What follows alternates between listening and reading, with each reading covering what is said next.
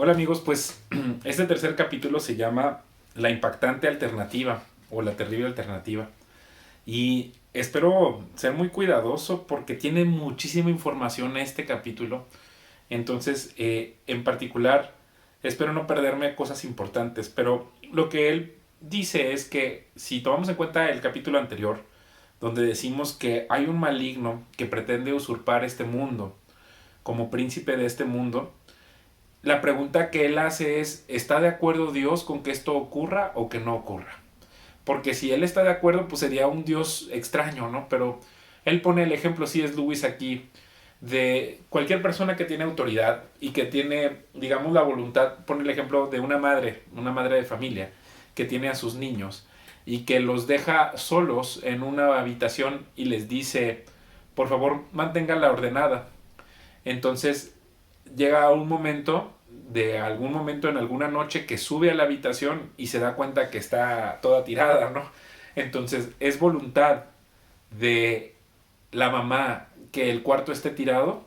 Pues claro que no, porque ella quisiera que sus hijos fueran ordenados, ¿no? Entonces, de la misma manera, está en la voluntad que alguno de los poderes que Dios creó se extravíe, pues claro que no. Sin embargo, les da esa capacidad de elegir entre ordenar o desordenarse, ¿no? Entre hacer el bien o hacer el mal.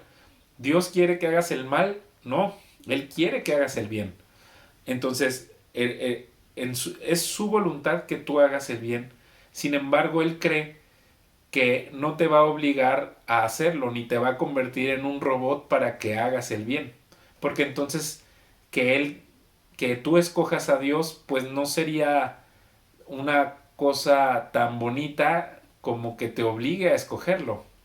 No es tan legítimo, por ejemplo, tener el amor genuino de alguien que obligarlo o engañarlo o hacerlo creer que está escogiéndote, ¿no?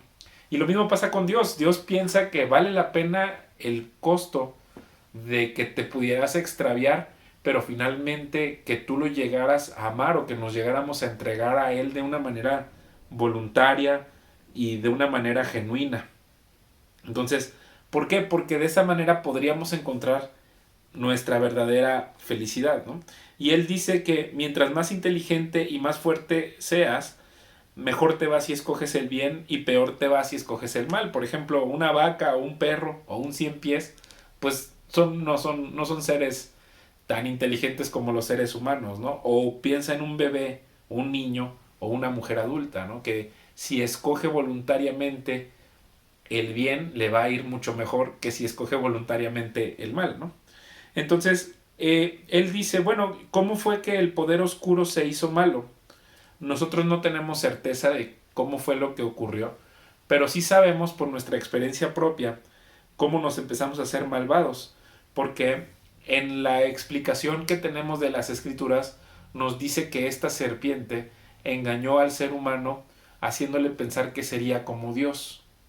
O sea, le tocó el ego, le tocó su egolatría, su egoísmo, y le hizo ver que si se hacía egoísta podía convertirse en un ser inmortal, ¿no? Entonces, en ese engaño es como nosotros podemos ver cómo una persona se hace malvada. Una persona que se deja llevar por su egoísmo empieza a desviarse. Y ahí es donde vemos, por ejemplo, cómo la pobreza, la ambición, la guerra, la prostitución, las clases sociales, los imperios, la esclavitud, todo es una larga lista y terrible historia del hombre tratando de encontrar algo distinto a Dios que lo haga feliz. Es este egoísmo, ¿no?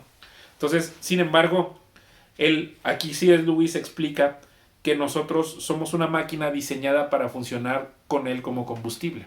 Y Jesús mismo decía, no solo de pan vivirá del hombre, sino de toda palabra que proviene de Dios.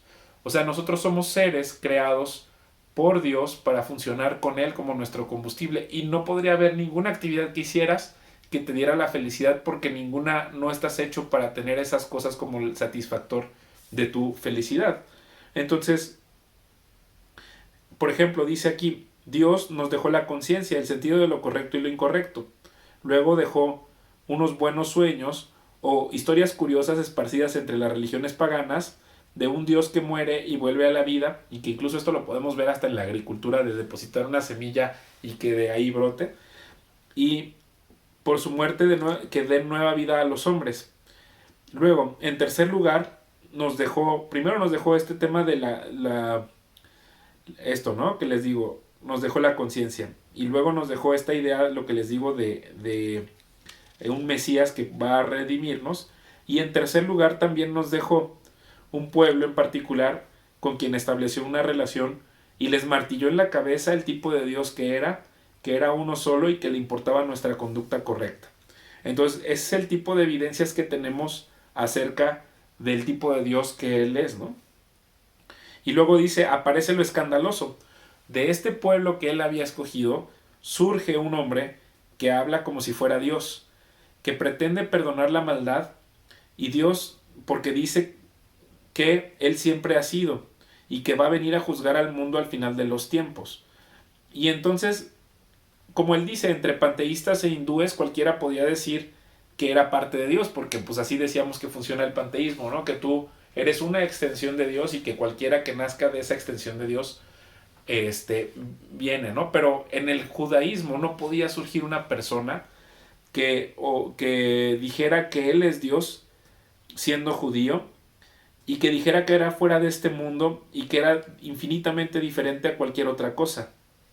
Entonces, por ejemplo, él dice, ¿cómo es posible que venga este ser y que nos sea capaz de perdonar pecados? Porque dice él habla como si él fuera el principal incumbente de las maldades que nosotros hacemos. Por ejemplo, tú pasas corriendo y le pegas a alguien, lo golpeas y le dices perdón, porque esa persona tú la golpeaste, entonces tú la ofendiste y esa persona te perdona, ¿no? Pero en este caso tenemos a alguien al que le perdona los pecados a las personas cuando aparentemente no le habían hecho nada a él. Si él es una persona que no tiene pecado, que no hace faltas y además perdona a los demás, entonces nos empezamos a preguntar si esta persona pues está loco, si esta persona... No puedes decir tú que Jesús es un maestro moral por todas estas cosas que te acabo de decir que él hizo o sea, que sanaba enfermos, que perdonaba pecados, que decía que no era de este mundo. Tenemos la opción entonces o que está loco o que realmente él es Dios, que se hizo hombre. Por ello yo creo que por eso se llama la impactante alternativa, porque tú no dices te perdono si no te pisan o si no te han robado el dinero, pero él sí dice te perdono tus pecados, te perdono tus ofensas, te perdono tus faltas, como si él fuera el principal interesado. Y si tú pones a una persona a estudiar realmente la vida de Jesús, creo que nadie puede decir que estaba loco. Si tú hablas con una persona cuerda que estudia las escrituras, ni siquiera sus enemigos podrían decir que son tonterías las cosas que dice.